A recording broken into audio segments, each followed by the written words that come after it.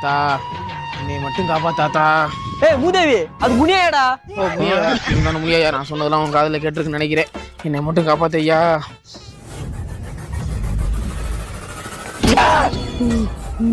என்ன சொன்ன உன் காதில் கேட்டாலையா? என்ன குறிக்கோளை நீ நினைத்து ஒப்பிய மாட்டியா? என் வேண்டுகோளை நீ ஏத்துக்கவே மாட்டியா? என்ன அண்ணா இது? அப்ப நான் சொன்னது உங்க காதில் கேட்டுச்சு. நான் சொன்னது நீ ஏத்தி அப்ப நான் நம்புறேன். ஏத்தி வைப்ப வைக்கணும்.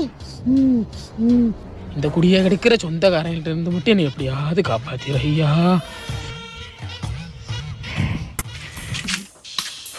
பங்காளி என்ன பண்றிய?